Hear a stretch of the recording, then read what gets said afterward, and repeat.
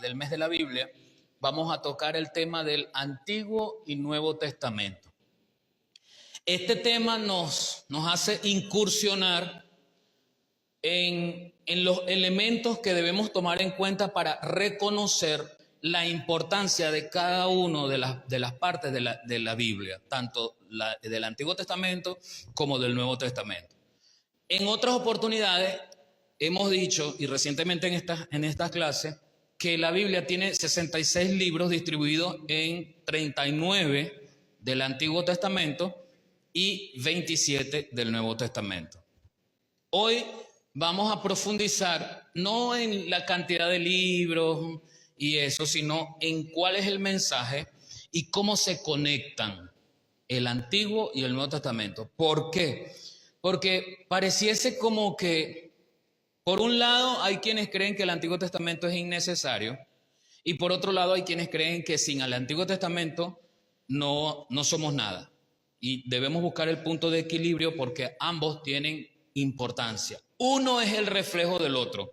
Según Hebreos, el Antiguo Testamento era la sombra de los bienes venideros. ¿Cuáles eran esos bienes venideros? Lo que se presentaba en el Nuevo Testamento, desde Cristo hacia Apocalipsis.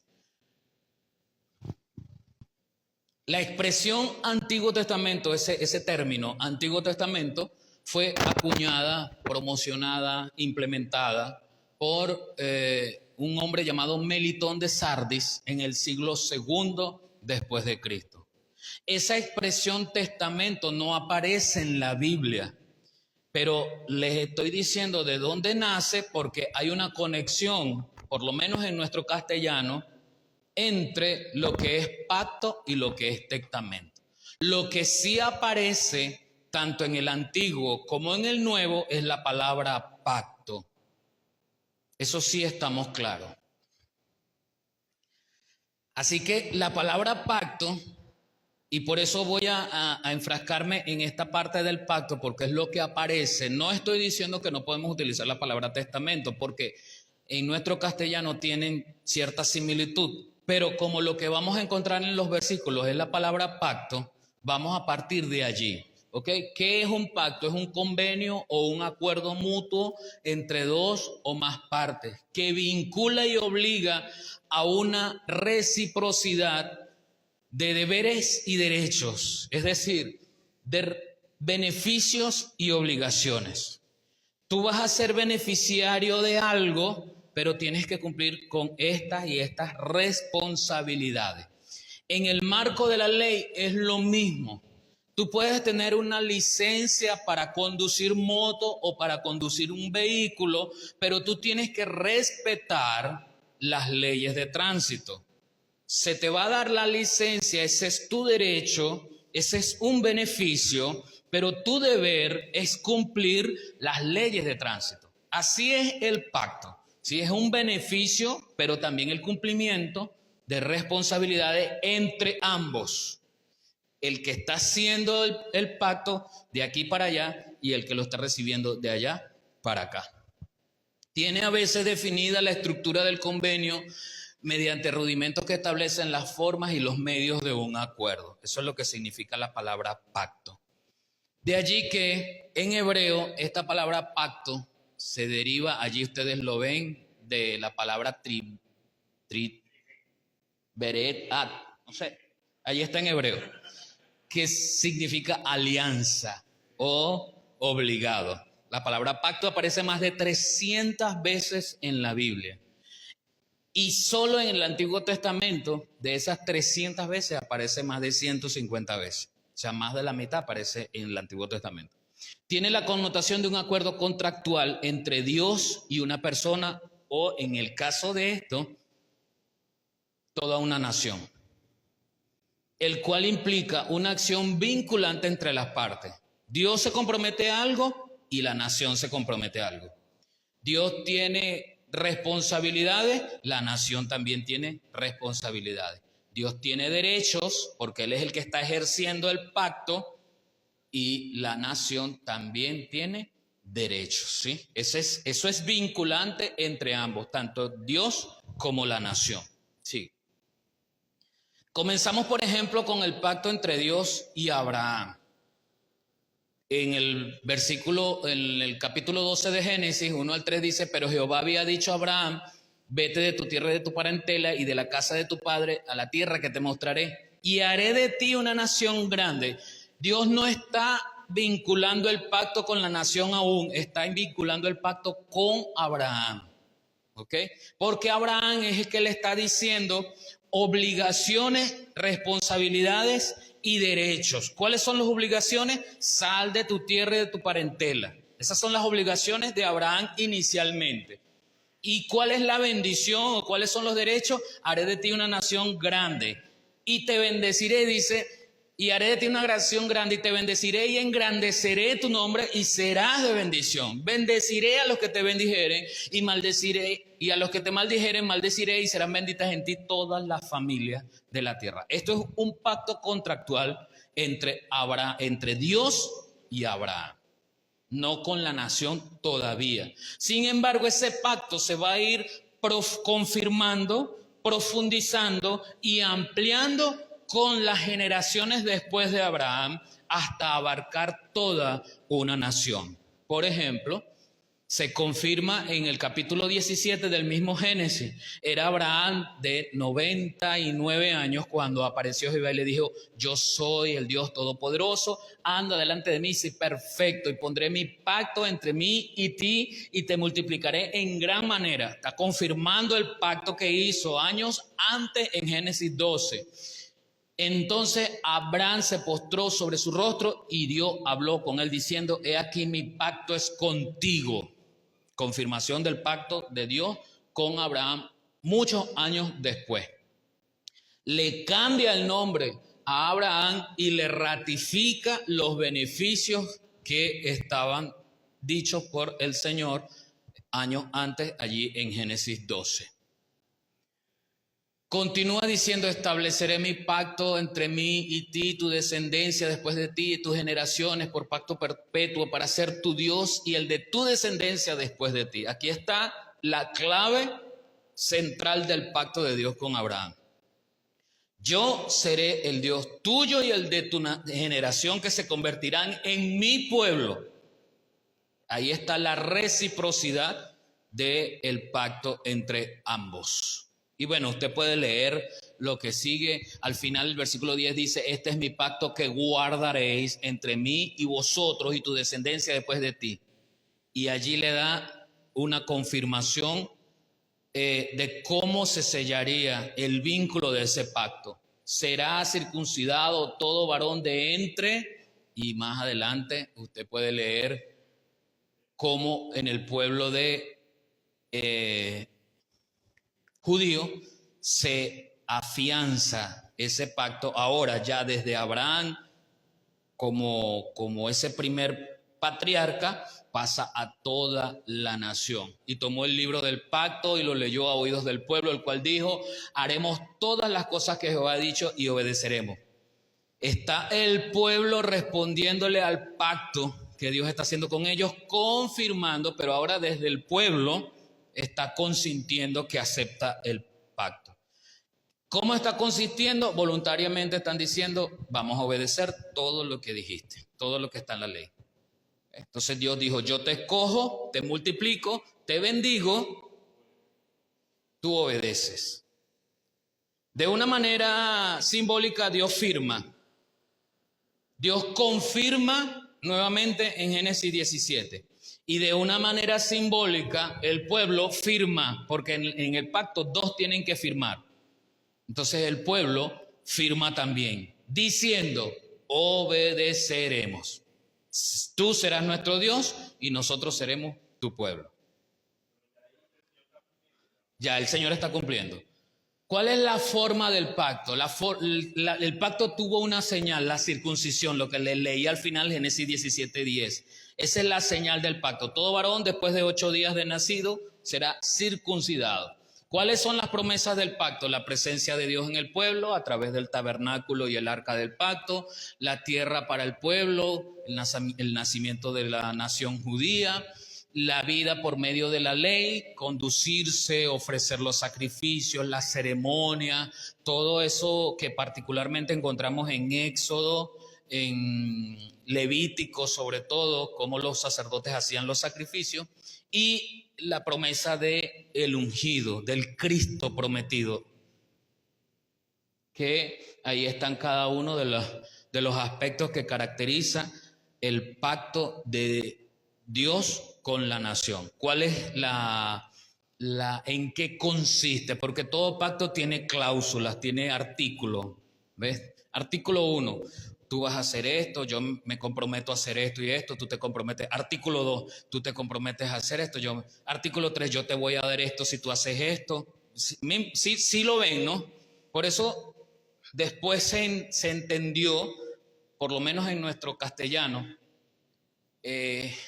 no desde el punto de vista de la eliminación o modificación, sino de la incorporación de lo que significa el testamento. Porque ya en el nuevo pacto, ya lo que Cristo estaba haciendo como el hijo que iba a morir era dejar bienes a su iglesia. Y esos bienes que estaba dejando a su iglesia inmateriales es parte de un testamento que alguien está dejando cuando está pronto a morir, como luego se explica en la carta a los Hebreos. Hay obligaciones dentro de las formas del pacto, hay obligaciones de ese pacto. ¿Qué tenía que hacer el pueblo? Cumplir la ley. ¿En qué consistía la ley? En mandamientos fundamentales, respeto a la vida ajena, ¿verdad? No matarás, no codiciarás a la mujer de tu prójimo, no tendrás dioses ajenos delante de mí. Toda esa parte de las leyes fundamentales de convivencia y el culto a Dios, lo que son las ofrendas y los sacrificios. Hermano.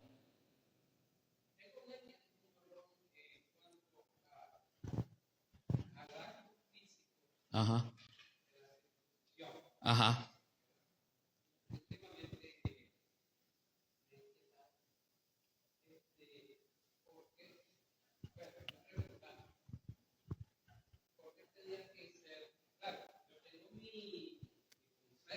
Correcto. De repente estoy errado.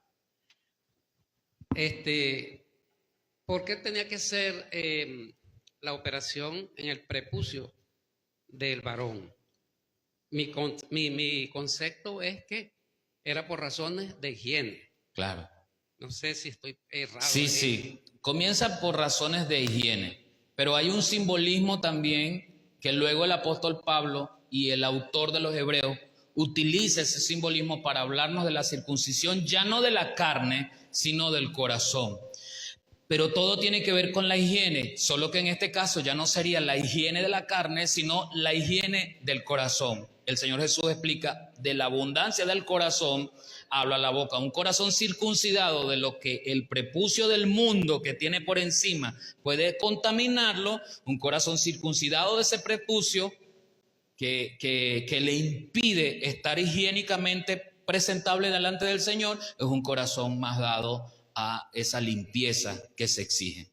Entonces, todo eso es parte, y la pregunta del hermano nos lleva a presentar la idea de que cada uno de los aspectos del culto, de los sacrificios, de los mandamientos y ordenanzas del Antiguo Testamento tiene una simbología que es representada en el Nuevo Testamento.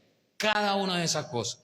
Lo que pasa es que se nos cuenta como una historia de parte de un pueblo, ¿sí?, que también, bueno, era de beneficio. Por ejemplo, en Levítico se nos habla de las leyes, por ejemplo, contra el homicidio, contra el asesinato. Pero, ¿cómo saber quién mató a alguien cuando muere en el camino? ¿Quién lo mató? Entonces Dios dice, bueno, van a medir donde encontraron el cuerpo, van a medir la distancia que hay entre ese cuerpo y el pueblo más cercano. Y el pueblo más cercano a ese cuerpo va a pagar la ofrenda por ese asesinato. ¿Ves? Simple. Pero todo fue específico. ¿Ves? Hay leyes morales que hoy algunos dicen, no, que hay que tener cuidado cuando hablamos de la ley del Antiguo Testamento. La ley mosaica resumida en los 10 mandamientos, no pasó de moda ni pasó de no cumplirla. Las leyes morales no pasaron de moda ni pasaron de no cumplirla. Solo que Dios, Jesucristo en vida, les dio un formato distinto. Él le dijo, el Señor le dijo a Moisés le dijo al pueblo, dice el Señor Jesús, Moisés le dijo al pueblo, no matarás. Entonces el Señor coloca ya ese mandamiento, lo profundiza y dice, pero yo os digo, no solo no matarás, yo os digo que si alguno desde su mente odia a su hermano, ya es homicida. ¿Qué hizo el Señor al establecer una ley más profunda? O al establecer la misma ley y llevarla a la profundidad del corazón, está evitando ese impulso que requiere una persona para que con premeditación y alevosía lleve a cabo un asesinato, lleve a cabo la fornicación, lleve a cabo el adulterio. Cubre cualquier vacío. Entonces, ¿pasó la ley de los 10 mandamientos? No. ¿Cuál fue la ley que Jesús cumplió y que ya no es necesario que usted y yo cumplamos? La ley ceremonial. ¿Ves? Los sacrificios, matar un animal, degollarlo, la necesidad de un sacerdote, de un sumo sacerdote, la necesidad de un mediador humano que me conecte con Dios. Eso fue lo que ya Jesús cumplió. Pero la ley de los mandamientos, por ejemplo, el sábado, ¿de qué me vale a mí preparar el sábado para el Señor y el domingo soy un desastre y el lunes soy un desastre y el martes soy un desastre? Cuando el mismo Señor dijo, yo soy el lugar de reposo, yo soy el reposo, yo soy el sabbat. Entonces para el creyente el sábado se profundiza no a un día, sino a todos los días. Por eso no debatimos que si el sábado no sé qué quiere cumplir el sábado, cúmplalo. Pero como cumple el sábado, tiene que cumplir el domingo y el lunes y el martes y el miércoles, porque usted es un creyente todos los días, porque lleva a Cristo en usted todos los días. O sea que ya no es Cristo lo que centra su vida, sino la importancia del sábado para ellos. Ya, entonces no es Cristo la importancia, sino la importancia del sábado. Entonces todo eso, fíjense, las formas, las obligaciones del pacto, el oficio sacerdotal entregado a los levitas y las reglas de convivencia social, todo eso formaba parte del pacto de Dios con la nación. Todo eso ellos tenían que cumplirlo para seguir siendo nación escogida por Dios. Les iba a decir, ya. Ajá, tenemos más. Deberes, disciplinas y conductas, eso aparece normado dentro de las leyes en el Antiguo Testamento, el diezmo y las ofrendas para el servicio, las fiestas solemnes, el día de reposo, todas esas forman parte de lo que son los artículos de la ley. ¿Sabe que una ley, bien sea la Constitución o las leyes orgánicas, las resoluciones de los diferentes ministerios, todas esas estructuras jurídicas de ley tienen un articulado, ¿ves? Que nos dicen para qué es la ley, quiénes son los actuantes de esa ley y cuáles son las limitaciones, lo que se puede hacer, lo que no se puede hacer, las penalizaciones por el cumplimiento de esas obligaciones y las instituciones a las que hay que acudir cuando se siente la fractura o la infracción de algún artículo de esa ley. Así. Y yo no puedo decir que la ley es parecido a eso que les estoy diciendo. Eso es parecido a la ley. ¿Ve? Porque esto está, primero, el lunes pasado les decía que muchas naciones comenzaron hace siglos atrás, de forma incipiente, allá, con los primeros pasitos de un bebé, como los primeros pasitos de un bebé. Comenzaron tomando forma de su constitución y sus leyes, precisamente de la ley de Dios, los 10 mandamientos, todo ese articulado. Cláusulas de cumplimiento e incumplimiento de las obligaciones, lo que yo les decía, por cumplimiento se obtiene bendición, por incumplimiento se obtiene maldición. Quiero acotar que hay algunos versículos, algunos capítulos, pero esos no son todos, eso es solamente una muestra de lo que podemos encontrar. Por ejemplo, por el cumplimiento de la ley se obtiene bendición, Deuteronomio 30, 17 al 20, pero no es el único texto que me aplica a eso. En el caso del incumplimiento de la ley se obtiene maldición, según Deuteronomio 27, 15 al 26, 30, 17 al 20, pero hay otros textos en el Antiguo Testamento que me hacen referencia a eso. Solamente estoy mostrando allí la parte superficial, pues, de lo que implica este concepto de lo que es las obligaciones a las cuales estaba sometida el pueblo de Israel. Digo sometidas no desde el punto de vista de la esclavitud, sino de que como es un pacto, yo tengo una responsabilidad que cumplir y estoy sometido a esa responsabilidad. Estoy obligado porque lo acepté.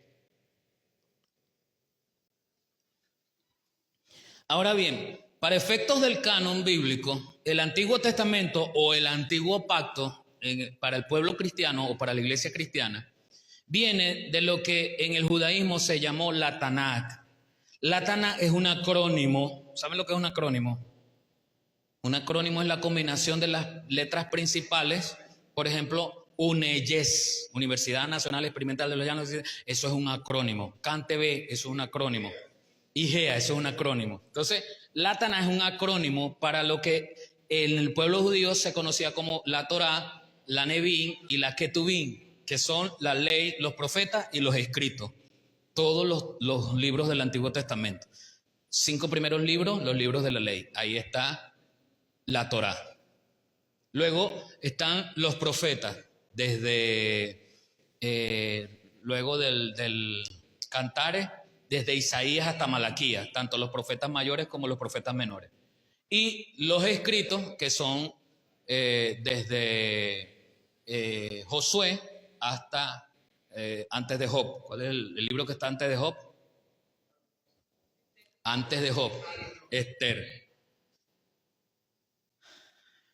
¿Cuáles son los géneros literarios del Antiguo Testamento o del Antiguo Pacto? Bueno, tenemos libros históricos que abarcan todos los textos en forma de relato, incluye historias reales, relatos populares, leyendas, sagas, cuentos, datos informativos, biográficos, relatos que anuncian la venida del Mesías. Todos esos libros cuentan todo eso, o nos hablan de todo eso. Por ejemplo, cuando hablamos de datos informativos, números es el libro Número es por excelencia un libro de datos informativos.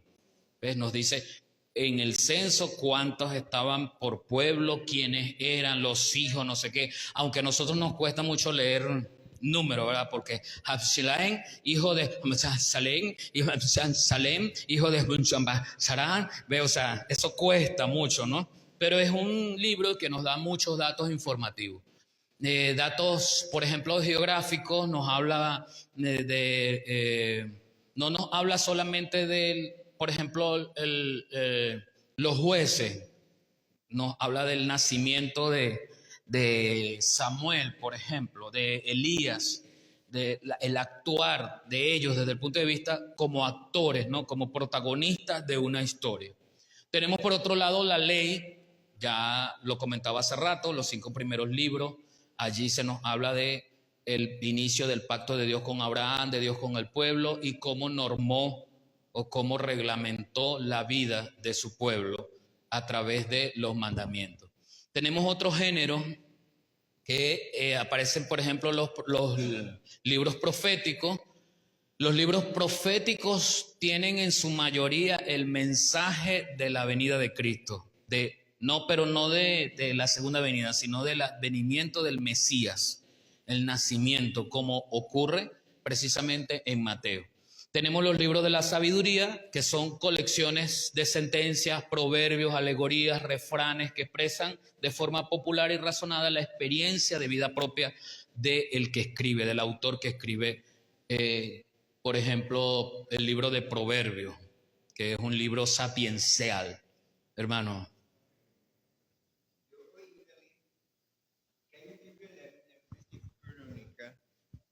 no sé cuál, que recogió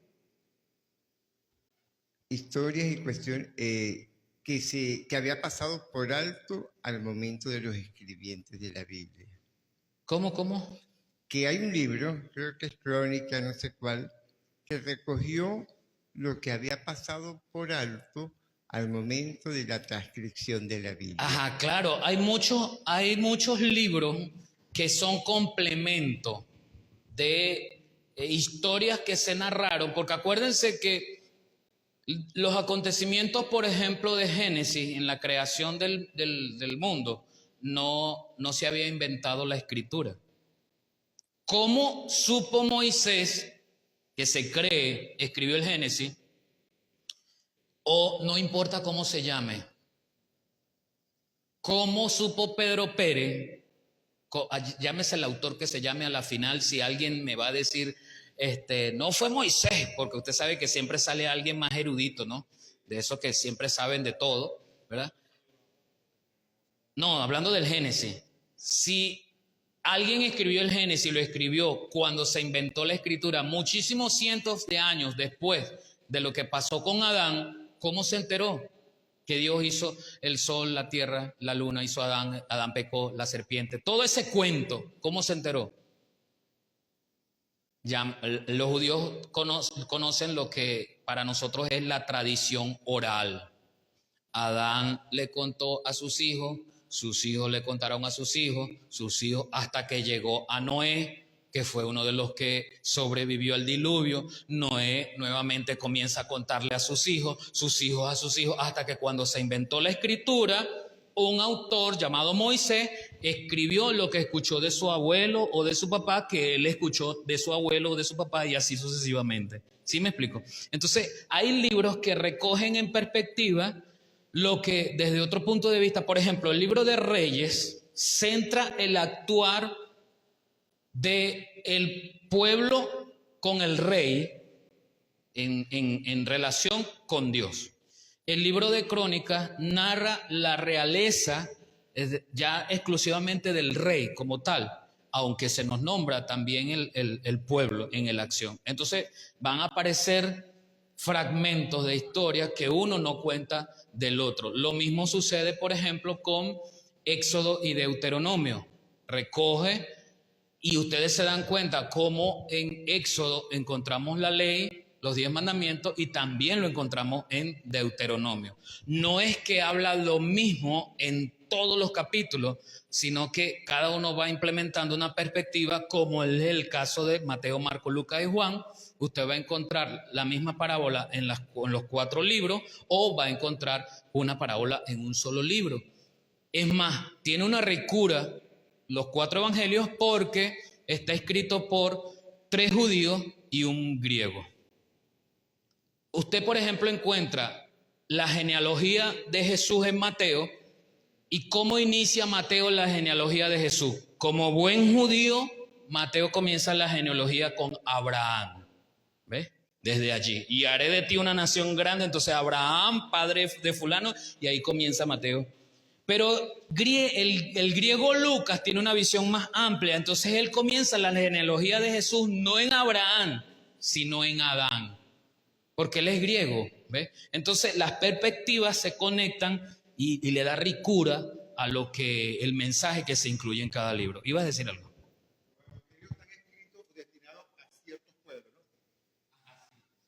Los evangelios están destinados, en el caso de Mateo, al pueblo judío, el lenguaje que se habla allí. Hermano Héctor.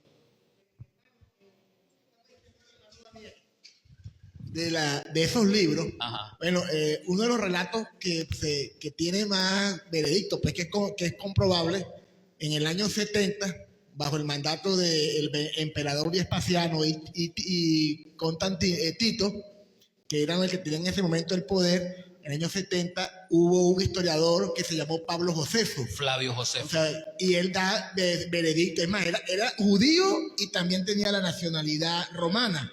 Y acerca, como se dice, dando de que sí existieron los cristianos y fueron azotados, pues padecieron lo que en la actualidad la Biblia nos lo dice. Y pues. voy a agregar lo que está diciendo Freddy aquí. Él era historiador y no era creyente. O sea, no había parcialidad, porque de repente si el cuento lo echamos nosotros van a decir, ah, bueno, pero ellos son evangélicos, son creyentes. Flavio Josefo no era creyente, pero él da veracidad de la destrucción de Jerusalén, de cómo vivió Jesús, de cómo vinieron los apóstoles que eran discípulos del Señor en esas primeros, hasta el año 70.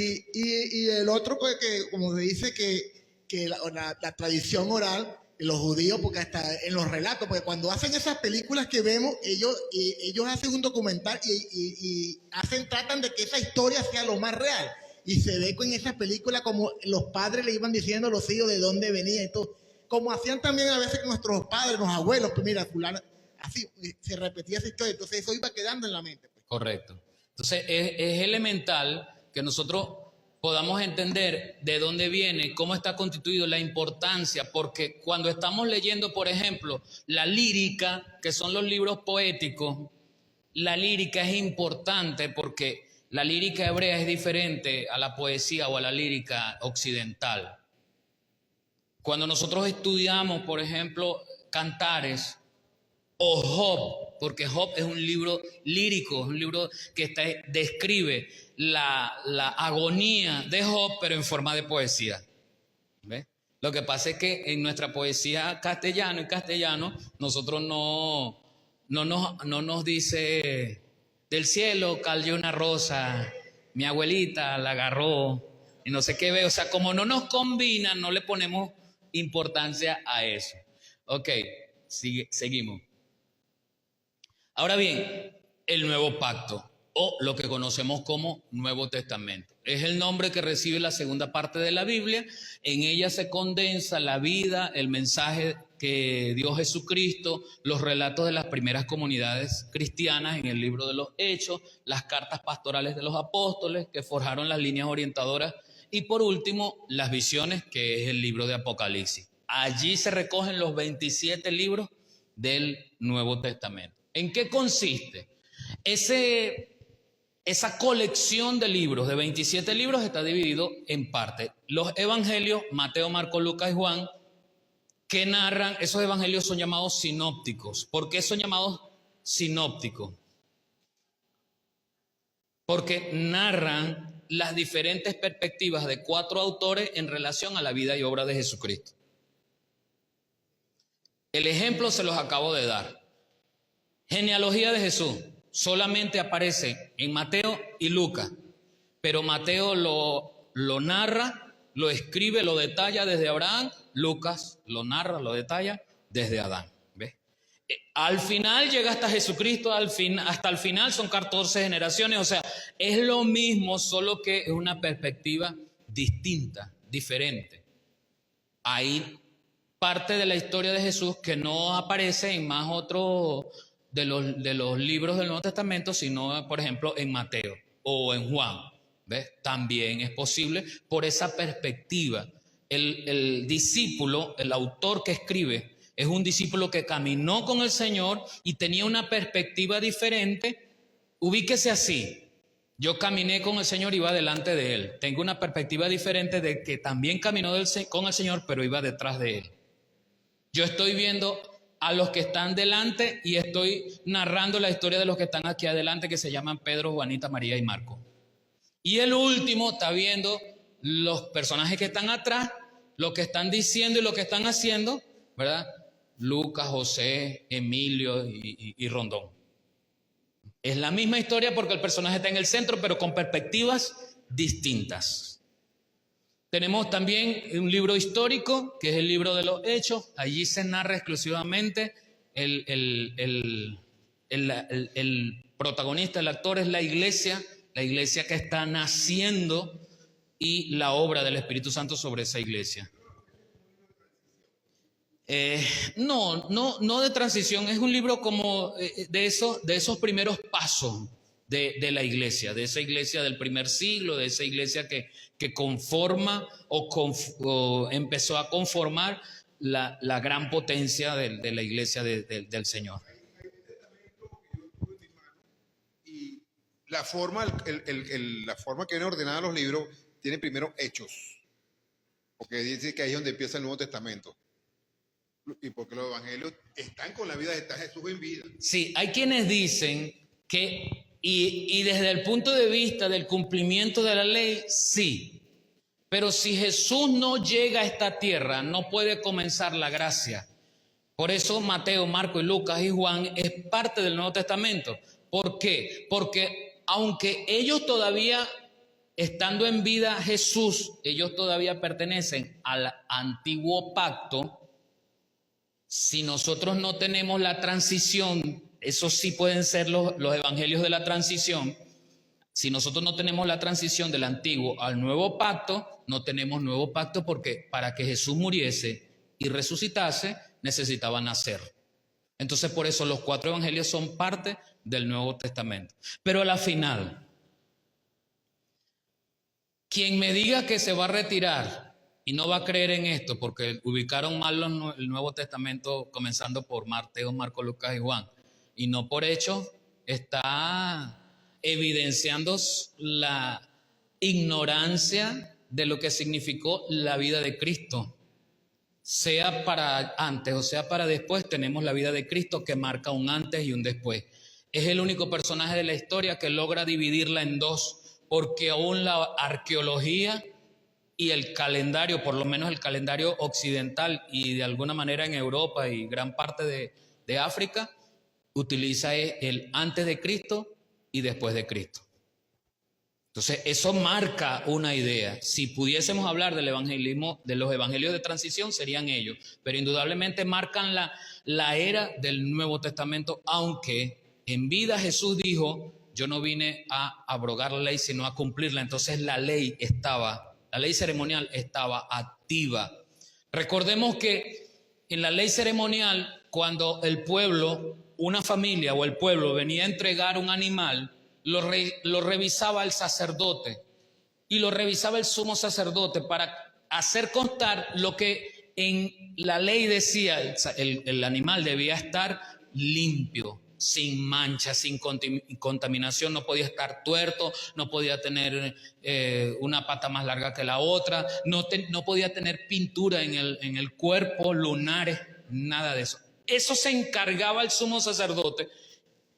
Él lo inspeccionaba y después que encontraba que estaba apto para el sacrificio, salía y decía, este animal está apto, no hallo en él fallo alguno. ¿No hizo eso Pilato con Jesús? Cuando incorpora a Jesús en una conversación y dime, ¿y qué has hecho? Yo te puedo liberar y no sé qué. Y Jesús dijo, y la verdad, y no sé qué, y para allí y para acá. Y sale Jesús y dice, no he encontrado... salió Pilato y dijo, no he encontrado en este hombre culpa alguna. Entonces, la ley y las ceremonias aún en Jesús estaba vigente y se cumplió. ¿Ves? Y se cumplió. Independientemente que Mateo o Hechos sea el inicio del Nuevo Testamento, la gracia inicia cuando Jesús muere, pero necesitaba Jesús vivir y necesitábamos nosotros conocer la vida de Jesús. Que hay un velo sobre la niñez y la adolescencia de Jesús, sí. Conocemos de la niñez de Jesús, nació, fue circuncidado al 8º día, hubo un encuentro con Simeón, el Señor le había dicho a Simeón que no iba a morir hasta que viera al ungido, vio al ungido, se murió, de ahí salta, no se nos dice más nada, sino hasta ya a los 12 años más o menos, estaba Jesús en el templo, se perdió 3 días, mamá, papá buscándolo, y después hay un silencio absoluto hasta los 30 años, que comienza su ministerio. Pero recordemos que el apóstol Juan, escribiendo Juan, dice, estas y otras cosas fueron escritas, sucedieron, al final, sucedieron. Y si no están escritas, las que están escritas que aparecen es para nuestra consideración, es para nuestro provecho. Sí me explico, ¿no? Tenemos las epístolas paulinas, son cartas pastorales a las iglesias, y cartas pastorales a los pastores, en el caso de Timoteo y Tito y Filemón. Tenemos las epístolas generales, desde Hebreo hasta Judas, son epístolas pastorales también, pero a una iglesia, a un grupo de comunidades o de iglesias distintas. Y finalmente el libro de las revelaciones, como es su nombre, el libro de las revelaciones, o conocido como el Apocalipsis. El Nuevo Testamento fue escrito aproximadamente del año 45 al 95 después de Cristo, fue escrito en griego koiné, lo que decía Freddy hace rato, es el griego común, la forma del lenguaje griego cotidiano que se hablaba y se escribía en el primer siglo. Aquí dice, no sé, no soy un experto en griego, Toyota. El Nuevo Testamento, Nuevo Pacto, anticipado en Jeremías 31 e instituido por el Señor a sus apóstoles en 1 Corintios 11:25, describe la nueva providencia de Dios con los hombres de cada tribu, lengua, nación y pueblo que aceptarán la salvación sobre el principio de la fe en Cristo. Ya pasamos del antiguo pacto, de la ceremonia, del animal muerto, de la sangre derramada sobre un propiciatorio que tenía algunos elementos y que había que hacer ciertas, una ceremonia, un cierto ritual, ¿sí? Por ejemplo, los sacerdotes tenían que utilizar un incensario y el incensario lo tenían que mover de lado a lado. Todo eso está descrito en Deuteronomio, en Levítico. En Levítico se nos dice cómo estaba confeccionada la ropa de los sacerdotes del sumo sacerdote, los utensilios que estaban utilizando, las filacterias que estaban utilizando, las piedras, todo eso estaba bien descrito en el Antiguo Testamento. El Nuevo Testamento nos dice, ya no necesitamos esa indumentaria exterior. Sí necesitamos una indumentaria, pero esa indumentaria ahora es interna, es del corazón. Porque cuando la indumentaria correcta está en el corazón, entonces nos sabemos vestir en el exterior. Y no estoy hablando solamente del vestido de la tela, estoy hablando de mi conducta, de mi carácter, de mi temperamento, de mi personalidad. ¿Iba a decir algo? No. Entonces, Jeremías 31 al 33, he aquí que vienen días, dice Jehová, en los cuales haré un nuevo pacto con la casa de Israel y con la casa de Judá. Es exclusivo el nuevo pacto con el pueblo de Israel. Es exclusivo, porque fue exclusivo en el Antiguo Testamento con el pueblo de Israel. Solo que, como dice el apóstol Pablo, nosotros los gentiles fuimos injertados en el olivo original. En ese olivo silvestre. No como el pacto que hice con sus padres el día que tomé su mano para sacarlos de la tierra de Egipto, porque ellos invalidaron mi pacto. Al no cumplir, acuérdense, por eso les dije que habían responsabilidades, deberes y derechos, pero el pacto ¿cómo es el término? Se invalida cuando una de las dos partes no cumple o incumple con alguno de los acuerdos. Entonces dice el Señor, porque ellos invalidaron mi pacto, aunque yo fui marido para ellos, dice Jehová. O sea, aunque yo sí cumplí, ellos no cumplieron, el pueblo. Entonces Él dice, haré un nuevo pacto. Luego ustedes conocen a Jesús en la cena del Señor y el apóstol Pablo en 1 Corintios 11, esta es la sangre del nuevo pacto, que yo estoy dando mi vida por ustedes. Sigue, esta es parte del pacto. ¿En qué se centra el mensaje del Nuevo Testamento? El mensaje del Nuevo Testamento se centra, por un lado, en Jesucristo, que según el Evangelio de Mateo, es la persona que se entregó para la muerte, para perdonar nuestros pecados y de toda la humanidad y para llevarnos a la vida eterna, porque no solamente murió, sino que resucitó. Con su resurrección, Jesucristo termina el imperio de la muerte que nos tenía cautivos y separados de Dios. Entonces, con la muerte y resurrección de Jesús, se confirma el pacto, ya no solamente con el pueblo, sino con la humanidad.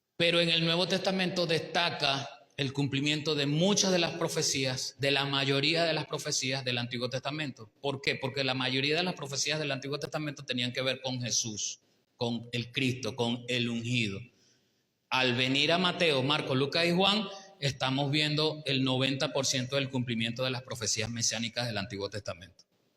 Otra diferencia es en la práctica de la adoración. ¿Cuál es la diferencia entre el Antiguo Testamento y el Nuevo Testamento? La práctica de la adoración. El Señor Jesús, en un encuentro con la mujer samaritana, le dijo: ustedes adoran en un monte, nosotros en Jerusalén. Se requería un lugar para adorar. ¿Ve? En el Antiguo Testamento se requería no solamente ese lugar tenía una disposición, una estructura, un tabernáculo, luego un templo. Dentro de ese templo había toda una disposición arquitectónica. En el templo estaba separado el lugar santo del lugar santísimo, pero fuera del lugar santo había un atrio exterior. Aquí hemos explicado, y eso está en Hebreos. ¿Usted quiere conocer eso? Más detallado en Hebreo. Perdón, más generalizado en Hebreo, más detallado en Levítico y en Deuteronomio. Cómo era el tabernáculo. En Crónicas, ya cuando Salomón construye el templo, ya nos narra, nos dice cómo es, nos describe cómo es la disposición geográfica del templo. ¿Ve? En el lugar, en el atrio exterior, podían estar las mujeres y aquellos que no eran judíos, hombres que no eran judíos, pero que simpatizaban con la religión. En el lugar santo estaban los sacerdotes, y en el lugar santísimo entraba el sumo sacerdote una vez al año, nada más. En el lugar santísimo, en el lugar santo estaban las diferentes mesas colocadas allí, se ofrecían, se preparaban los animales, y en el lugar santísimo estaba el arca del propiciatorio, las tablas de la ley, la vara de Aarón que reverdeció, el maná que se recogió durante la estadía del pueblo de Israel en el desierto. Eso estaba en el lugar santísimo. Sobre el arca del propiciatorio, el sumo sacerdote degollaba al animal, la sangre se derramaba sobre el arca del propiciatorio, venía la plenitud de la presencia de Dios y hacía lo suyo allí. Esa es la forma de adoración en el Antiguo Testamento. Se describen las fiestas, la fiesta de los panes sin levadura, la fiesta de la luna nueva, la Pascua, todo eso se describe allí en el Antiguo Testamento, la forma de cumplir esas fiestas. En el Nuevo Testamento todo se centra en Cristo. ¿Ve?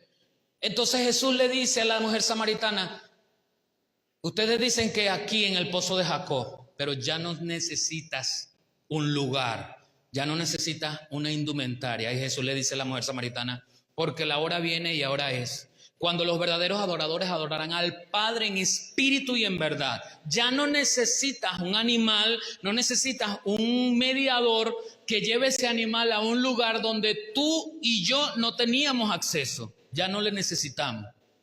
Pero sí necesitamos rendir adoración. ¿Ve? El problema es que nosotros pensamos que el Antiguo Testamento, hay quienes dicen, no, que los liberales dicen que no necesitamos del Antiguo Testamento. No, sí necesitamos ver cómo era la adoración, porque aún necesitamos seguir adorando. Solo que ya no vamos a adorar dependiendo de la estructura o de un hombre que me diga cómo adorar. Mi cuerpo, mi vida entera no va a adorar el sábado nada más, tiene que adorar el domingo, tiene que adorar en la mañana y tiene que adorar en la noche. Tiene que adorar en la casa, como tiene que adorar en la reunión en la iglesia, como tiene que adorar en la universidad, como tiene que adorar en la escuela. O sea, yo me convierto en un sacrificio vivo, santo y agradable a Dios, que es vuestro culto racional. En el Antiguo Testamento se necesitaba un culto. En el Nuevo Testamento no, yo soy el culto. Dime, hermano.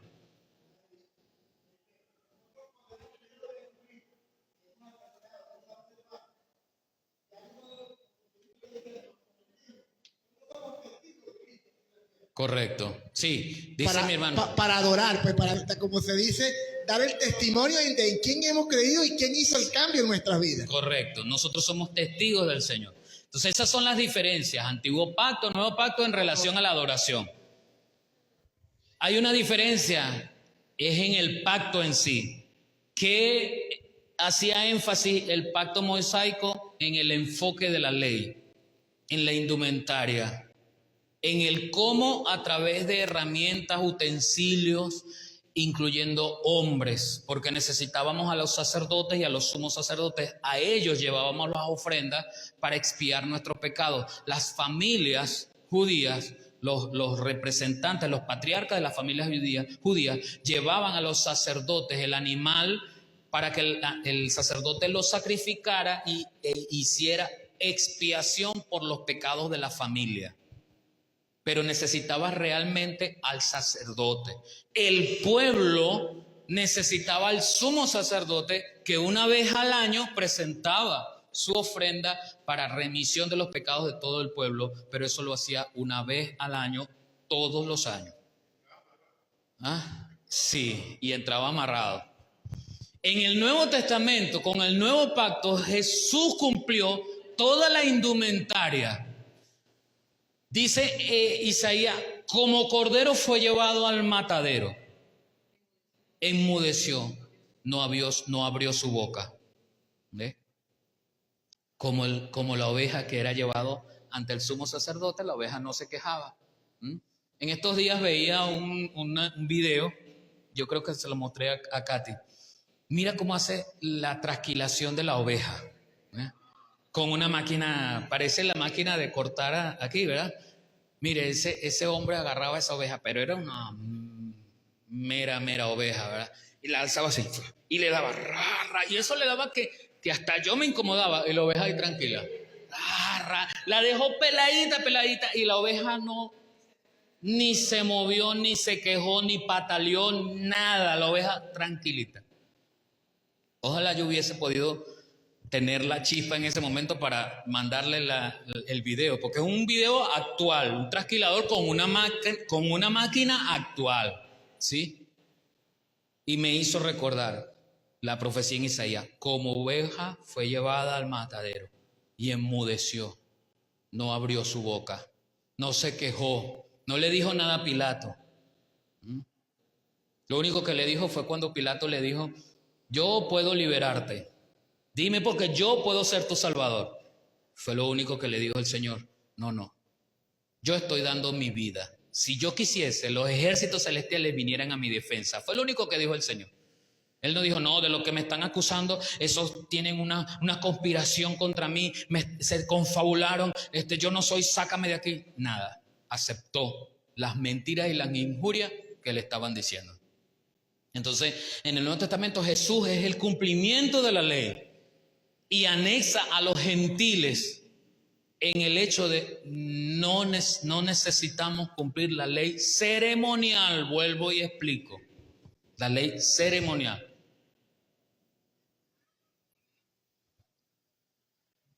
¿Por qué un nuevo pacto? En Hebreos 8, la Nueva Traducción Viviente nos asoma, nos lleva a la respuesta poco a poco. Dice, pero ahora Jesús, nuestro sumo sacerdote, por eso le conté esas historias, recuerda, que necesitábamos un sumo sacerdote, que el sumo sacerdote entraba una vez al año, todo eso. Jesús ahora es el sumo sacerdote. Ha dado un ministerio que es muy superior al sacerdocio antiguo, porque Él es mediador a nuestro favor de un mejor pacto con Dios basado en promesas mejores. Si el primer pacto no hubiera tenido defectos, no hubiera sido necesario reemplazarlo con un segundo pacto. Pero el defecto del primer pacto no estaba en el pacto en sí de parte de Dios. Estaba, como el apóstol Pablo lo dice, hallé que mi carne no podía cumplir el primer pacto. Entonces el defecto estaba en la carne del hombre, no en el pacto en sí. Nadie podía cumplir ese pacto.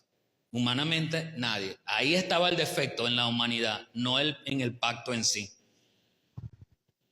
¿El Antiguo Testamento es inservible? No, no es inservible. El Antiguo Pacto sentó las bases para encerrar el pecado bajo la ley, para que el pecado se mostrase como pecado por medio de lo que es santo. Eso lo dice el apóstol Pablo en Romanos 7, 13 al 20. Usted lo busca, lo lee y entiende lo que el apóstol Pablo está diciendo. Cuando un niño nace, es necesario que el niño empiece a recibir el hábito y la disciplina de las cosas que puede y no puede hacer, pero también de las cosas que debe y no debe hacer. Por ejemplo, entre lo que puede y no puede está la movilidad. Él va a aprender a caminar. Él va a aprender a correr. Entre lo que debe y no debe hacer es que él no puede cruzar la calle solo, así sepa caminar o así pueda caminar. ¿Se entiende? Yo puedo caminar como niño, ¿sí? Y me enseñan a caminar, es lo que yo puedo hacer. Pero también me tienen que enseñar a través de normas si debo y cuándo debo. Entonces, aunque pueda caminar, no puedo cruzar la calle, no debo cruzar la calle solo. Esa es la forma en que el antiguo pacto concibió para decirnos a nosotros, aunque puedas, no lo hagas, eso es pecado. Porque si no dice no matarás, no hubiésemos sabido que matar es pecado. Si no dice no robarás, no hubiésemos sabido que robar es pecado. Aunque para nosotros hoy eso nos parece como ilógico.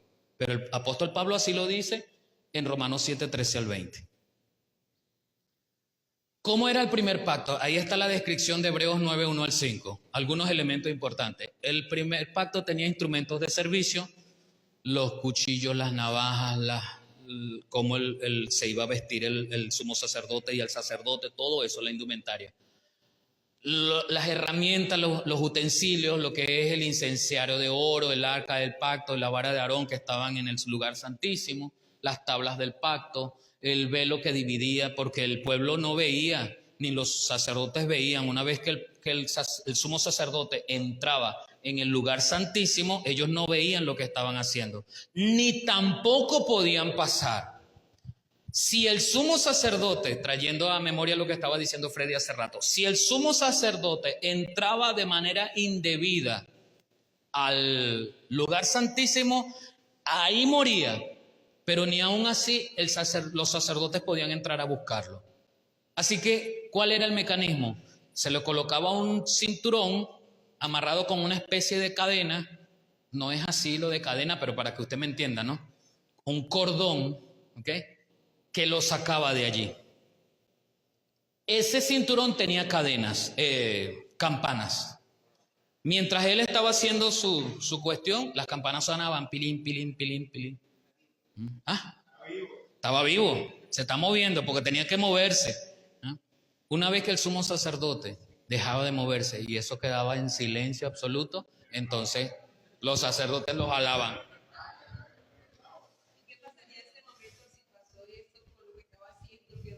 Quedó a medias porque es que precisamente el Señor enseña un principio. Acuérdese que el Señor nos enseña en Mateo.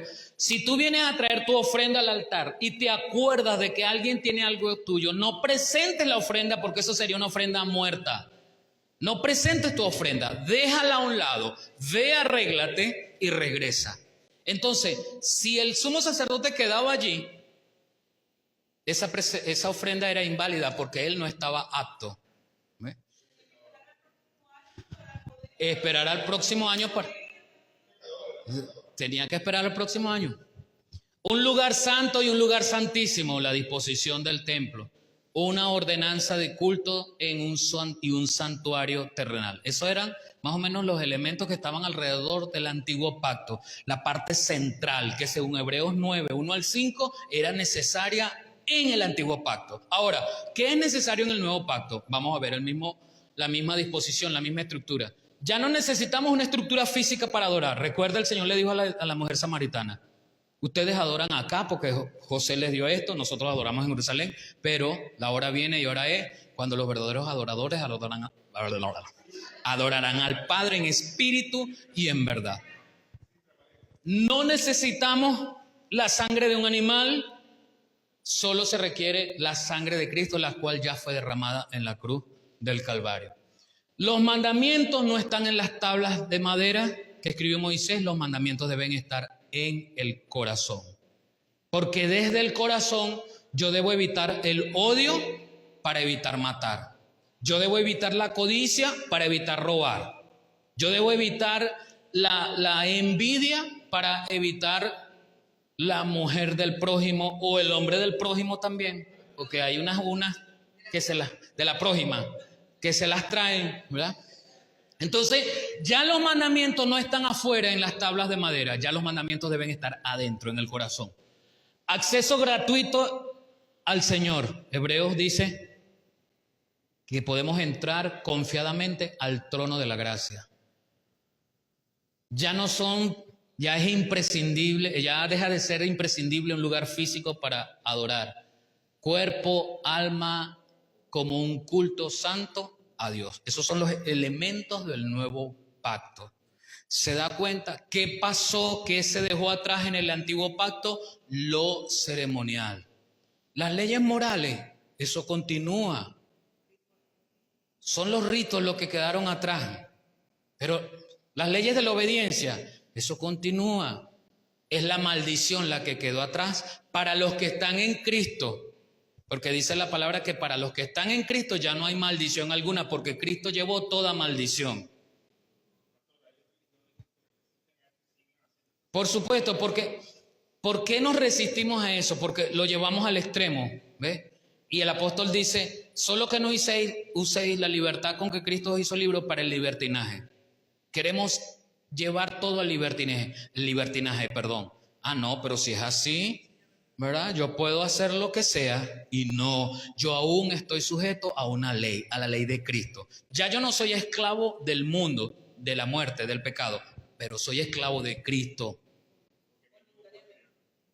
Voluntariamente, por amor. No es que me liberé de la ley, solo que ahora me ato a la ley de Cristo, que es menos pesada. ¿Por qué es menos pesada? Porque es más sencilla, porque ya no necesito ir a un sacerdote o sumo sacerdote, ya no necesito presentar un animal, ya no necesito que esos sacerdotes estén vestidos de todo lo que hemos hablado, ya no necesito. Ahora necesito es a Cristo. ¿Ves? Eso está Hebreos 9, capítulo 9 y capítulo 10.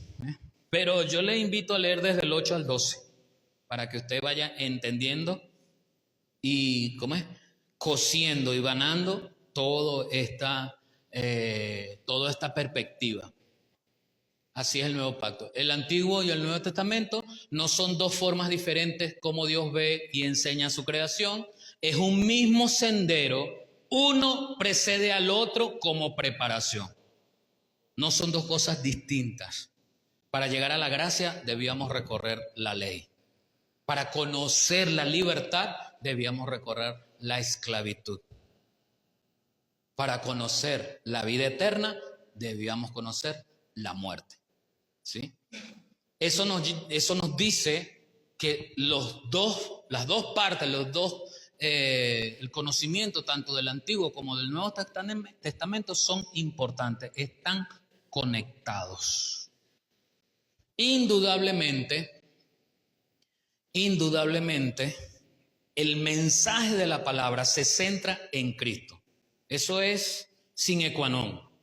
No podemos cambiar el mensaje. Todo mensaje que se dé, que inicie en el Antiguo Testamento, como ya lo vimos, si me habla del Mesías, entonces ese mensaje debe terminar en el Nuevo Testamento y me debe terminar hablando de Cristo. Todo mensaje me debe terminar hablando de la gracia, de todo lo que representa a Cristo, de la salvación, de la vida eterna, de la nueva vida. Todo mensaje. Usted puede comenzar un mensaje en Cantares 1. Es más, usted puede comenzar un mensaje en Ruth. ¿Cuál es el libro de la Biblia del Antiguo Testamento que no nombra a Dios? Usted puede hacer un mensaje en Esther, que ese libro no menciona la palabra Dios ni a Dios en ningún lugar. Pero usted tiene que traer a Cristo porque desde el Génesis hasta Apocalipsis es el Mesías prometido o el cumplimiento de la profecía mesiánica. Ambos, Antiguo Pacto y Nuevo Pacto, son importantes y están conectados uno al otro. ¿Alguna pregunta? ¿No hay pregunta? ¿Todo quedó clarito como las aguas turbias del río Santo Domingo? Bueno, gracias a cada uno por su asistencia, gracias por este momento de estudio de la palabra del Señor, a los que nos están siguiendo en nuestra transmisión, muchas gracias por conectarse, espero en el Señor podamos sacar provecho al máximo de esta clase. Con toda bendición, entonces vamos a ponernos sobre nuestros pies, vamos a orar para de esta manera quedar despedidos.